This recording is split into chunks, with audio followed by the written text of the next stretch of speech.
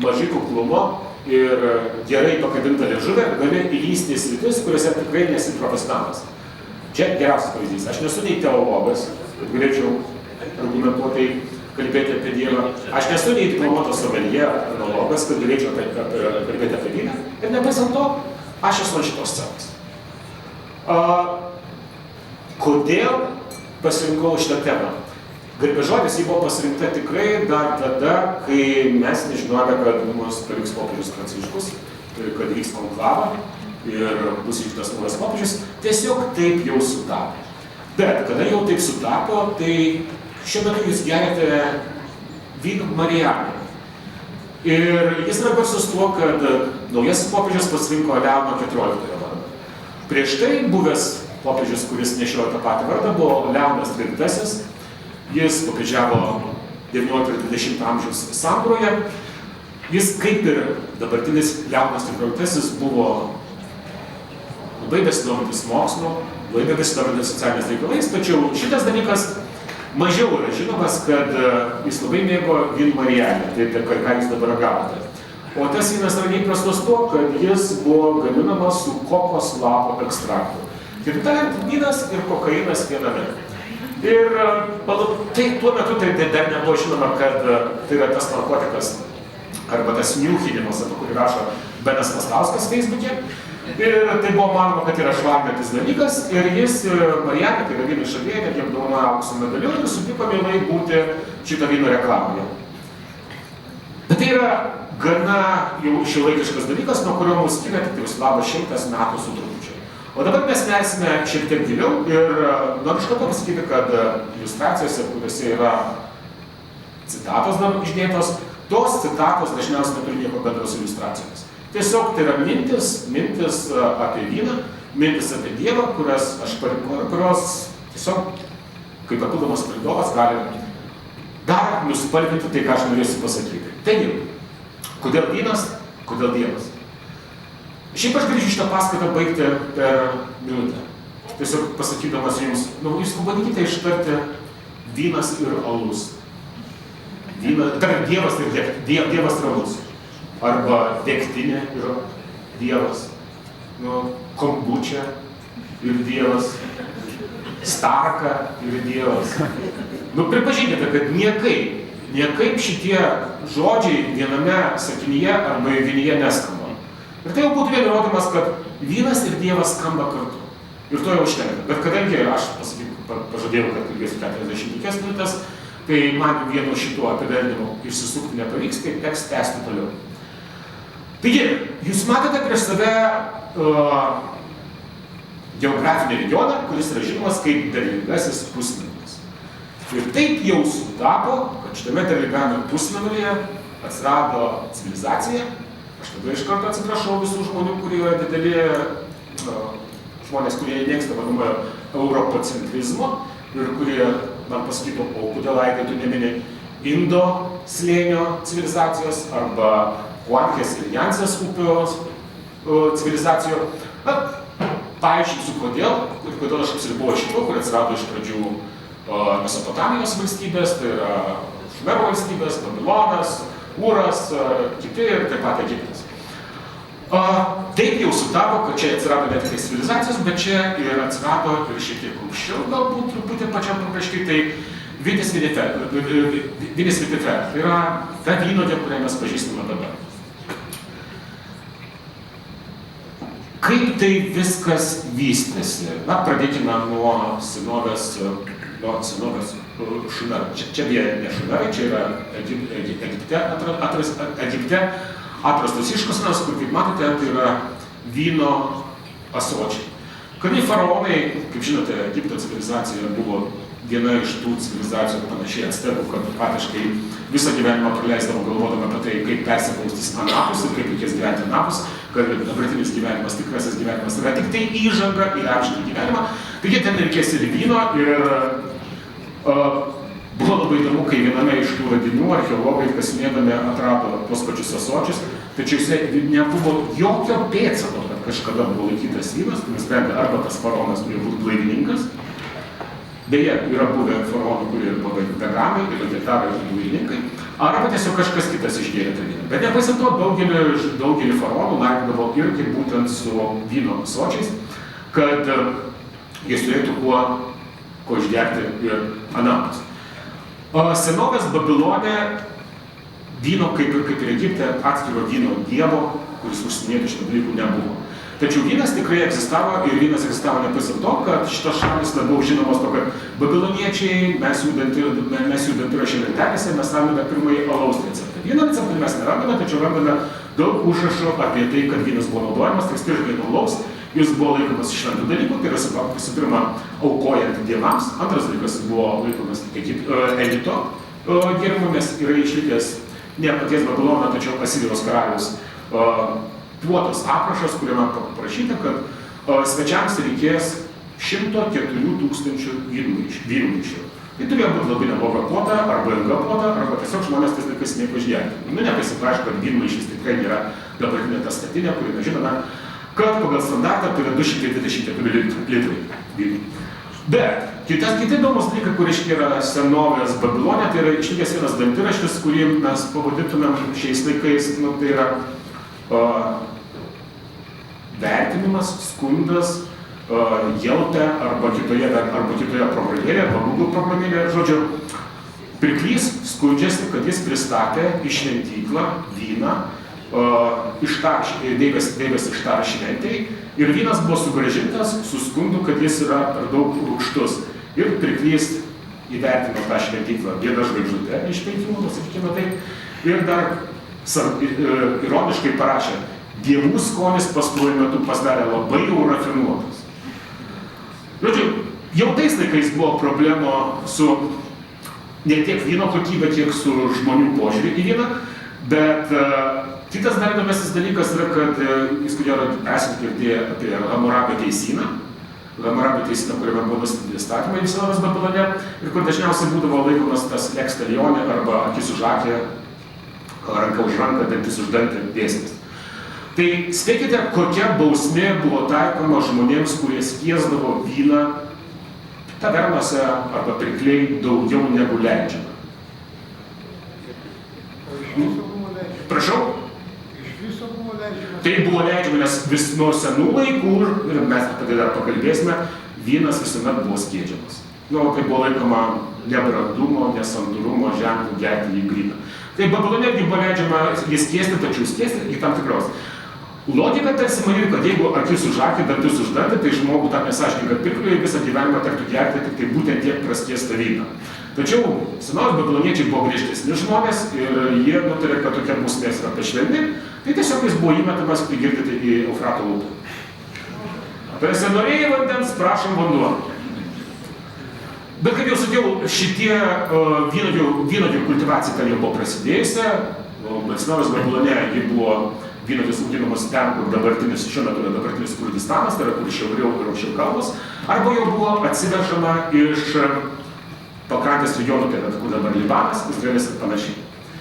Žygiuojame į kitą civilizaciją ir tai yra senovės graikų civilizacija, kuri išranda pirmąjį specializuotą dievą. Tai yra dievas Dionysas, kuris yra tuo pačiu ir derlingumo, ir linksmybių, ir vyno, ir beprotybės dievas.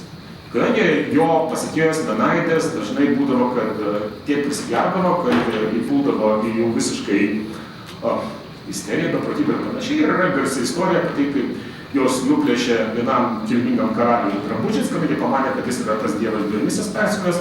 Žodžiu, tai yra dar viena pamoka, kad senovės graikai manydavo, kad vyną reikia vartoti saikingai ir atsakingai. Jūs visi aišku žinote, iš kur atsiradęs žodis yra simpoziumas. Simpoziumas yra atsiradęs ne iš to, kad susirinko daug žmonių į konferenciją, kurie skaito pranešimus, bet tiesiog tai simpoziumas buvo draugų ratelis, kur žmonės susirinkdavo ir kalbėdavo gerdami vyną, būtinai skiestą vyną, kalbėdavo apie dievus, kalbėdavo apie filosofiją, kalbėdavo apie amžinus dalykus. Vienas iš tokių simpoziumų dalyvių tai buvo garsusis Sokratas, kurio amžininkai skundėsi, kad jis sugebėdavo tiek išgerti vyno, kad visi jau būdavo po stalu, o jis tik vienas sėdėdavo, tarsi visiškai blaivus ir filosofuodavo toliau. Romėnai labai daug ką paskolino iš graikų, kad paskolino ir viską dievų panteoną, tik tai šitą dievą Dionysą ir jie vadino Baku. Beje, jeigu kas nors esate matę filmą Percy Jacksonas ir Žaibo vagis, ten yra toksai fantasy, pusiau fantasy filmas, ten irgi dievas Dionysas egzistuoja, jis yra pusdievio vaikų stovyklos prižiūrėtojas vyriausias ir jis yra nubaustas kitų Olimpo dievų bausme, kad jis tik tai spėja įsipilti vyną, pauosto ir jam bekeliant jį prie burnos, vynas dingsta. Na, tai yra kitų dievų nuomonė, tai buvo pati baisiausia bausmė, kur galima steigti Dionysą. Po srovėjimus atsirado irgi kita šventė, ten jau figūruoja nebe Benaidas, o šventė, kuri vadinasi Bakchanalija. Ir Bakchanalija iš karto jie atėjo keliavo iki mūsų laikų, tačiau jeigu tais laikais tai buvo religinė šventė su įvairiais atnašavimais, eisenos ir dar, šiais laikais mes Bakchanaliją dažniausiai įsivaizduojame kaip orgijos sinonimą.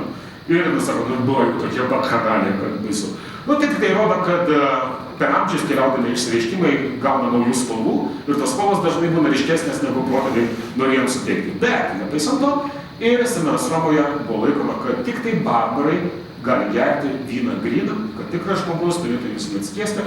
Kiek skiesti per įvairius amžius, keitėsi tos proporcijos. Vieni proporcija viena dalis vyno, 2 dalys vandens, kiti sako, kad viena dalis vyno 8 dalys vandens. Žodžiu, proporcijos įvairiais laikais keitėsi. Ir mes ateiname link tikrųjų religijų. Tikrųjų religijų, aš žinau, kad monoteistinė religija, kur egzistuoja, tai vienatinis dievas, nebėra jo viso panteono, nebėra tų specializuotų dievų. Ir ačiū Dievui, nes man reikia įsivaizduoti, jeigu tas politeizmas būtų atkeliavęs iki šių dienų, tais laikais tai buvo paprasta. Vienas, žemdirbystė, dar mes turėtum specializuotus dievus paslaugų, dievus paslaugų sferai, paslaugų gamybai ir taip toliau, žodžiu, būtų tikras bardakas. Taigi, skaitant Senąjį testamentą apie vyną randame be galo daug. Svarbu darykime nuo to, kad šiandien yra dar tęsiasi šabas, tai yra šventadienis žydų, ir jis visuomet pradedamas kadešu. Tai yra ypatinga malda, kuri dėkojama už Dievo dovaną vyną, išdėmą taurė. Neseniai žydai šventė kitą šventę, kai mes šventėme Velykas, jie turėjo savo Pesachą ir Pesacho pradžioje yra 4 taurės atipandamos ir išdėmas už 4 išvadavimo laipsnius, kadangi Dievas pasakė Mozei, kad aš jūs išvesiu, aš jūs išlaisvinsiu, aš jūs įprasminsiu ir aš jūs priimsiu. Tai už kiekvieną šitą yra išgeriamas 4 taurės. Už kiekvieną šitą išgeriama po 1 taurę, iš viso 4 taurės. 5 taurė paliekama pranašai Elijai tikintis Mesijos sugrįžimą. Vynas figūruoja lygiai taip pat ir žydų vestuvėse, kai jaunieji iš tos pačios taurės išgeria. Jis figūruoja kitose šventėse, žodžiu, vyno ten yra tiek daug, kad netgi citatos, kai kurios iš Biblijos, iš Senojo testamento, yra tokia, kad kuo gąsdinami žmonės, kad tu spausi aliejų, bet jo nesitepsi, tu spausi vyną, bet jo negersi. Suprasti, bus labai blogai. Krikščionis perima visą šitą dalyką ir netgi Naujajame testamente jam prideda dar naujesnių dalykų. Jūs žinote, kodėl visi šitą paveikslą, tai yra Veronezės vestuvės Kanoje. Paveikslas yra žinomas tuo, kad yra vienas didžiausių paveikslų Luvro muziejuje ir mažiausiai žiūrimas, kadangi kitoj pusėje yra Mona Lisa. Tai visi žiūri į Mona Lisą, nepaisant to, kad yra mažas, po stiklu ir apstotas tūkstančių žmonių, kurie vieni darosi selfie, kiti bando įžiūrėti, kas ten tokio ypatingo, o už jo yra šitas paveikslas vestuvės Kanoje. Vestuvės Kanoje mums svarbus raktus, kad tai buvo, kad būtent šitose vestuvėse Jėzus atliko savo pirmąjį stebuklą. Ir jo pirmasis stebuklas nebuvo tai, kad jis prikėlė lozorių.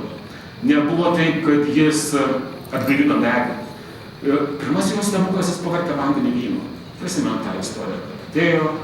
Atėjo žmonės, pradėjo skųstis, sakyti, kad nebėra vyno ir visi pasakė, kad tuoj viską sutvarkysiu, ir jis padarė vyną ir visi buvo labai džiaugiasi. Ir mama jie sakė, kad tu žiūrėk su šito dalyko per daug nepiklundžiak, nes vyną galima daryti tik gavus licenciją šitam dalykui. Bet tai buvo pavyzdys to, kad pirmą kartą paminimas jau Naujajame testamente vynas. Po to jis tampa dar svarbesniu, kai jis pasako, tai yra mano kraujas. Tai yra mano kraujas, iki to jis atkeliauja ir yra su mumis, Per kiekvieną komuniją mes laužime duoną, kur yra Kristaus kūnas, ir geriame vyną, kuris yra jo kraujas. Eucharistija, be Eucharistijos ir be komunijos krikščionių tikėjimas yra absoliučiai neįsivaizduojamas. Na, aišku, galima pasakyti, kad protestantai, kurie apskritai yra linkę daug ką supaprastinti, sakykime taip, arba sugadinti, kaip aš pasakyčiau, jie mano, kad galima gerti tiesiog vynuogių sultis vietoj vyno. Tuo tarpu katalikybė mano, kad vynuogių sultis irgi galima, tačiau vaikams arba abstinentams. Visiems kitiems vis dėlto privalėtų gerti vyną. Beje, jums jau nešamas vynas, kuris yra nebepanašus į tą vynmarielį, tai yra be kokos lapo, tai jau tas vynas, kurį gėrė žmonės tuo metu, kai parašomas Senasis ir Naujasis testamentas. Ir man atrodo, tas vynas yra iš Libano, taigi iš tų kraštų, kuriame Dievas ir vynas ypatingai susidraugavo. Kitas dar įdomus atvejis apie mano paminėtą protestantizmą yra tai, kad 1529 metais įvyko Marburgo koliokviumas. Koliokviumą mes visi įsivaizduojame, kad koliokviumas tai, ką tu turi daryti aukštoje mokykloje, kai tave dėstytojas nori galų gale truktelėti ir parašyti blogą pažymį. Tais laikais koliokviumas tai reiškia daugiau religinį disputą. Ir religinis disputas buvo tarp Martino Liuterio, žmogaus, kuris, mes žinome, kad parašė 95 tezes, ir nuo to prasidėjo reformacija, ir Cvinglio, kito reformacijos autoriteto, kurie labai nesutarė dėl būtent tos pačios komunijos. Liuteris manė, kad Jėzus joje dalyvauja. Tegul ir ne fiziškai, tegul ir perkeltine prasme simboliškai, tačiau dalyvauja būtent per savo kraują, per vyną. Cvinglis manė, kad čia yra nesąmonė. Jo nėra dalyvavimo, ir apskritai nėra tokio sakramento, yra tik tai šventas raštas ir nieko daugiau.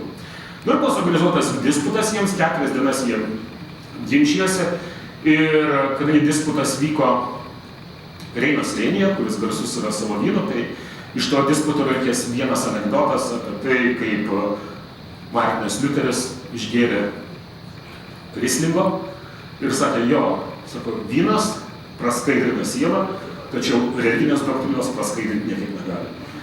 Tai, žodžiu, jie taip ir liko nesusitarę ir iš to atsirado 2 pagrindinės protestantizmo kryptis. Martino Liuterio tai liuteronai ir Cvinglio tai yra reformatai. Žodžiu, jeigu jūs turite draugų protestantų, kurie vis dėlto pripažįsta, kad Jėzus dalyvauja kartu su mumis komunijoje, tai gal ir perkeltine prasme peikina, tai jie yra liuteronais. Jeigu sako ne, tai jie yra reformatai. Kitas dar įdomus dalykas, kuris yra susijęs su krikščionybė ir vynu, kitas likęs istorinis anekdotas yra iš Karolio Didžiojo, Karolingų imperijos laikų, kad vynas kartais susijęs ne tik su religija, tačiau ir su valstybės reformomis. Taigi vienuolis, kuris buvo atsakingas už vyno pristatymą į imperatoriaus dvarą, vežė vyną, vežimas atvirto ir pusė vyno tiesiog buvo iškilta.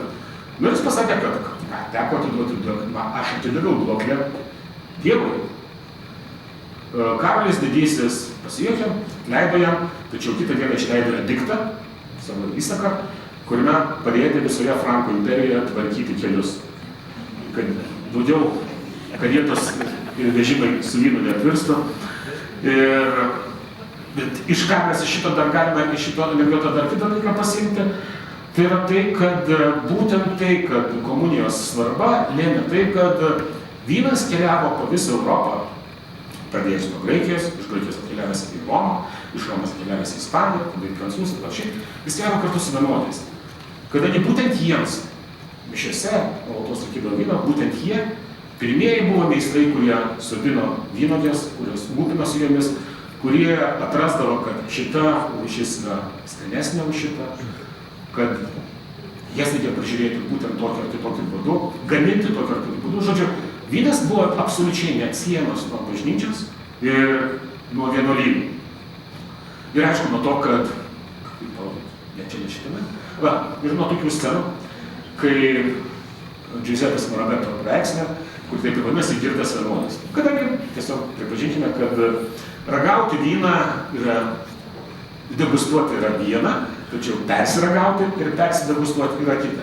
Nepaisant to, kad visose šventose raštuose, ar tai būtume simtomai judaizmo, ar tai būtume krikščionybės, visuomet perspėjama, kad vynas yra šventas dalykas, tačiau padauginti jo yra labai nešventas dalykas. Ir netgi prisiminus garsaus rabino Maimonideso pristatymas, kiek galima išgerti vyno. Vyno galima išgerti tiek, kad būtum, kaip jis pasakė, džiaugsmingai pasimetęs. O tiek negalima, ir tada Maimonides pacituoja kitą istoriją, rabinas Maimonides, apie kitą rabiną, kuris jau buvo tiek prisilaižęs to vyno, kad išeidamas pašventino ne žmoną, o asilą, kurio įgijo yra. Ir nurodo, kad čia jau yra per daug. Lygiai taip pat ir krikščionybėje sakoma, kad kiek galima, kiek negalima.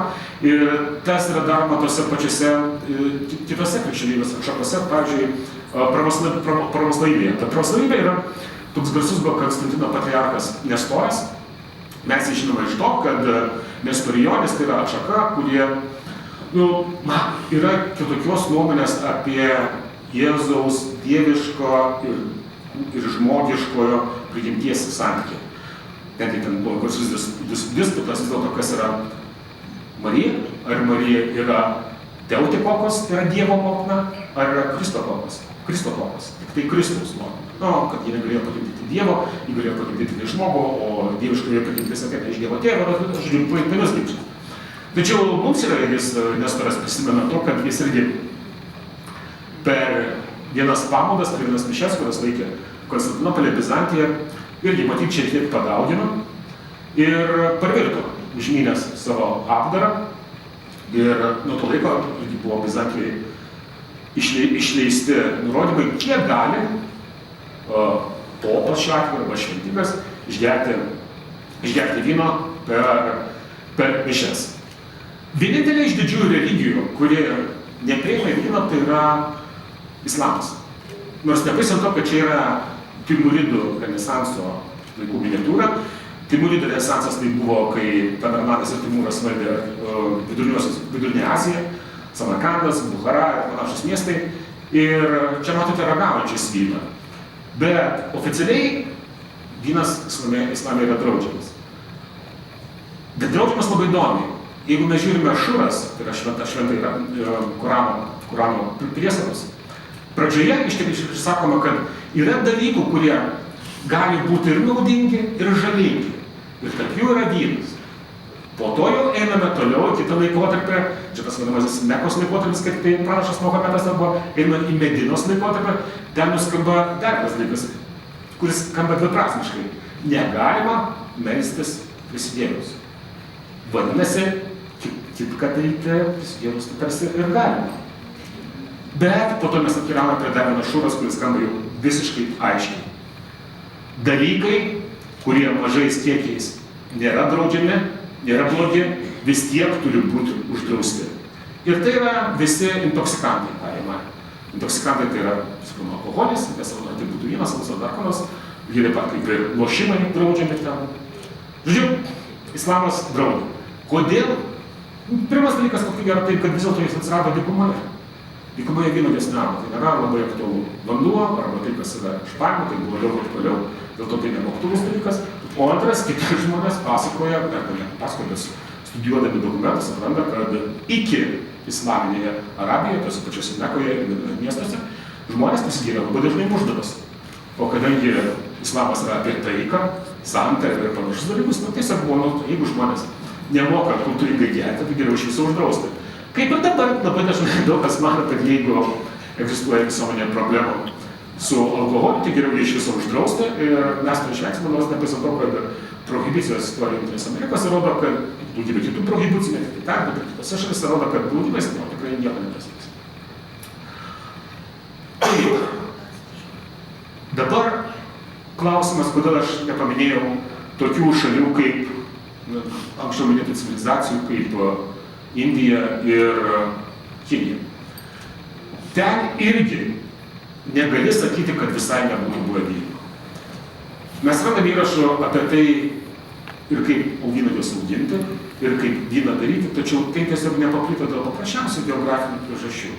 geografinių ir klimato priežasčių. Dėl to ten yra bodelinas arba fermentuota palmių sula, kaip Indijoje dažniausiai, arba suoro alus, kaip yra Kinijoje. Ir irgi likęs ir vienas įdomus yra įrašas apie tai, kaip kinų pirklys, net ne pirklys, valdininkas, gauna iš Sogdianos pirklio. Sogdiana tai vietovė Vidurinėje Azijoje, vyno bačką jis paragauja ir išspjauna, jis sakydamas, kas gali gerti tokią rūgštybę. Na, man tai primena irgi dažnai, kaip dar dabar susitikę žmonės, kurie dar nelabai yra ragavę vyną ir sako, man aš negaliu jo gerti, nes man jo vis žoga, arba man rūgštu, ar dar nors, ir tada, kai kol to neparagauja prie mitybą, arba sako, o, visai saldu ir malonu, ir tada pradeda savo kelią į vyną. Taigi, Kinijoje tai nelabai prigijo. Kaip nelabai prigijo ir apskritai likusiame pasaulyje, kuriame vynuogės nebuvo. Ir aš vis galvoju, o kas būtų buvę, jeigu būtų tos didžiosios religijos atsiradusios kažkur kitur. Ir vienas Džemas O'Farrellas, airių humoristas, jis yra pasakęs, įsivaizduokite, kas būtų buvę, jeigu pranašas Abraomas būtų buvęs palaidotas, sakykime, Londone, pranašas Mahometas iškeliavęs į dangų Tokijuje, o Jėzus gimęs Reikjaviке. Kiek pasaulio problemų būtų dingę, žinant, kad visos trys religijos negali pastatyti šventosios žemės.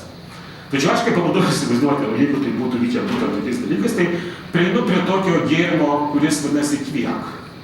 Kiviak yra eskimų išradimas. Jie ima negyvas žuvėdras ir jas ilgai fermentuoja. Kol iš to gaunasi toks 2,5 laipsnio turintis gėrimas. Tai pabandau įsivaizduoti tokią komuniją su žuvėdramis, tuo kvetaliu bažnyčioje.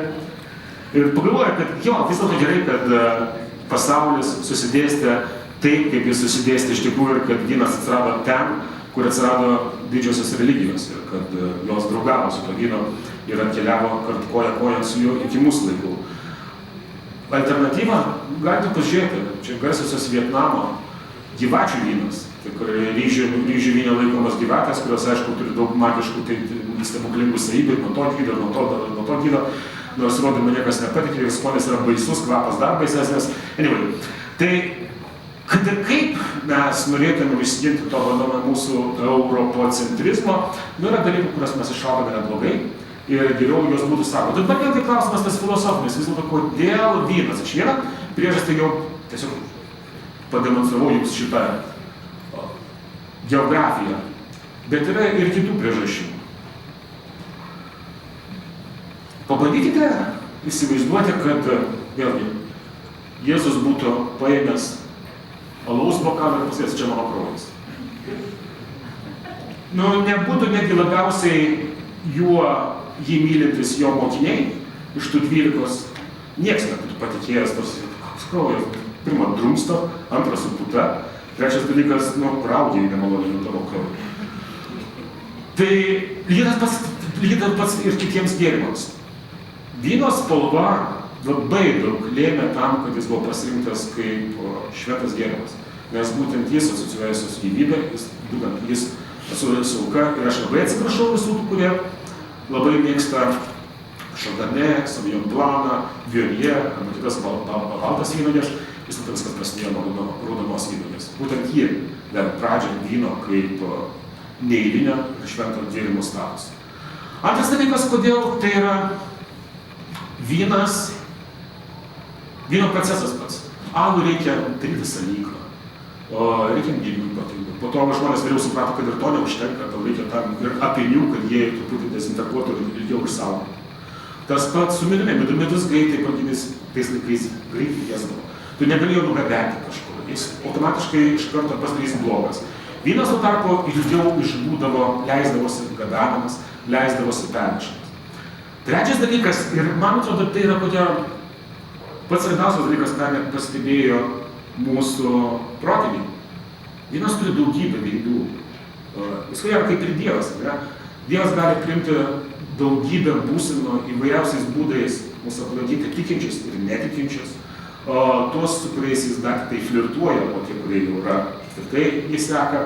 Taip ir vynas, pagalvokite, kiek įvairiausio atspalvių jūs esate mes ir turime savo tojas. O baigdamas aš norėčiau, kad mane pristatė kaip prozininką, tai norėčiau nuneigti šitą ir perskaityti jums trumpai eilėraštį ir paklausti jūsų, kaip jūs manote, ar šitą turėjo įkvėpti kažkokią aukštesnę apvaizdą, ar nelabai. Taigi, voratinkliai porų sidraikos, žiema lijundra, liūdna ir graudu. Sustingo Rusija nedekantuotas laikas, pavirko taurės vyno raudono. Kodėl nustojame mes gerti raudoną? Nejau Rusijai barono nebeliks. Nejau mes tiek turtingi roną, kad galime jį laistyti šalis. Kiek kumščio įda mums širdžių sudaužė, kiek aukcionų kainos sudaužys. Nejau vien burbulais mes liksime apkaušę, nes raudonas vynas zaibys. Tai nežinau, ar čia yra prisilietimo iš aukščiau ar nėra, bet galima kartais ir tokias eiles sukurti, kai užeina bizas, esi perskaitęs Justino Marcinkevičiaus labai gerai ir prieš save turi taurę, ir kurią aš keliu ir dėkoju jums, kad atėjote ir išklausėte šitų nevišlių pasakojimų. Ačiū labai Eglei iš pristatymą. Jisai teisingai paminėjo iš salės klausimai ir laukiami ir pageidautini, bet kad startuotume drąsiau, tai aš turiu pirmą klausimą iš tikrųjų pats. Paminėta buvo daug dievybių, istorinių asmenybių, Liuteris Kingas ir panašiai. Ne, Martinas Liuteris. Martinas Liuteris. Labai atsiprašau. Čia tas vėlesnis, jau Martinas Liuteris Kingas. Su kuo pats Aidas norėtų iš tokių asmenybių išgerti vyno ir koks tai būtų vynas? Šitai, nepaisant to, kad aš labai negražiai atsiliepiau burbulų atžvilgiu šitose eilutėse, bet čia tiesiog buvo toks laikotarpis mūsų gyvenime, kai vis daugiau draugų pereidavo į šampanistų tamsėje pusę ir užmiršdavo raudoną vyną, tai labai išgyventas. Bet šiaip aš manau, kad šampanas yra pats universaliausias gėrimas. Jis tinka bet kur, prie bet ko. Jis yra vienintelis vynas, kuris dalyvauja ir su kiaušiniais. Ir idealiai tinka prie cepelino, kadangi vienintelis sugeba perkelti per jų riebumą savo rūgštinę. Tai aš, ko gero, gerčiau su žmogumi, kuris pasakė, kad šampaną man reikia visuomet, kai švenčiu pergalės ir kai liūdžiu dar pralaimėjimo, nukraunu. Nes jis tikrai mokėjo vertino šampaną. Šiaip gal dar kitas dalykas, su kuriuo aš norėčiau, tai yra Klementas V, irgi popiežius. Jis buvo popiežius, kuris pradėjo tą vadinamąją avidyvaną tremtį, išvažiavęs iš Romos į Prancūzijos karalius, kad popiežius būtų toliau nuo nuodėmės ir arčiau kūno. Jis prisodino labai daug vynuogių apie save ir nuo to atsirado Chateauneuf du Pape. Aš labai mėgstu pietinę Roną, tai norėčiau su Klementu traktuoju, žinant, ypač kadangi jis yra ekskomunikavęs, tai yra atskyręs nuo bažnyčios vieną iš savo vindalių, kai buvo prastas derlius. Bet kai kitais metais pasitaisė derlius, tai jis vėl sugrąžino atgal į bažnyčios pietus. Atsakymas, ačiū. Auditorija, klausimai. Taip. Prašom, gal iš vietos girdėsim tikriausiai. Ar reikia mikrofoną? Ne, norėjau Aido paklausti. Senajame testamente ten daug rašoma apie vyną, bet daug rašoma apie nerūgintą duoną. Kaip Jūs matot, kodėl žydai taip nebijojo rūginto vyno, bet taip bijojo rūginto duonos? Jo, aš manyčiau, tai aš iš to, kad vyno atveju tai buvo tos vadinamosios natūralios mielės, kurios atsiranda. O į duoną įmaišyti, kodėl reikia raugo. Čia kitoks kaip dalyvavimas. Dėl to ir galvoju, kad tai yra natūralu, tai yra iš Dievo, iš gamtos, pačiau žmogus yra prikišęs rankas.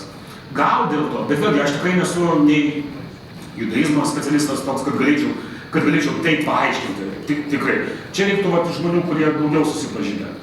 Bet tikrai jau Senajame testamente yra tiek visko apie vyną, vien tą frazę, aš esu tikrasis vynas. Dievas pasakė. Man atrodo, mačiau ranką. Taip. Apie mišių vyną. Apie kokį? Mišių. Taip.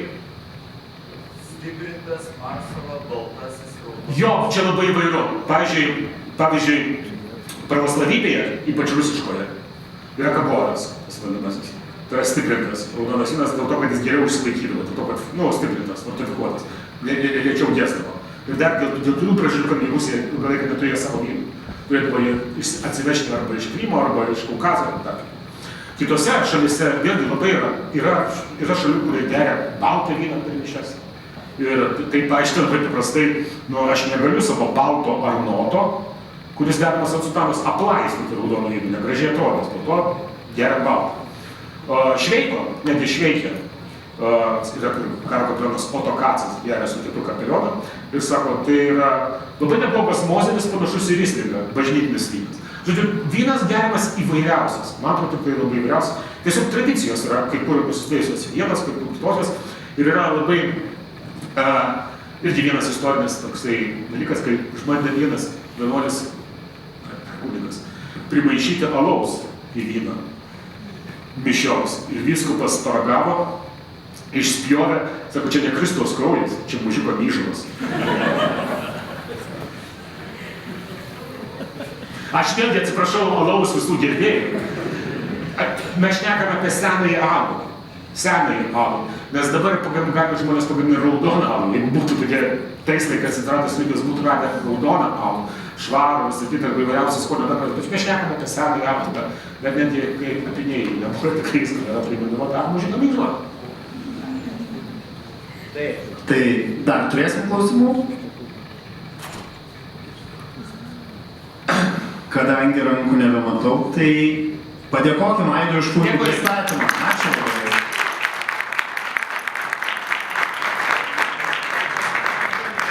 Ir kitas pranešimas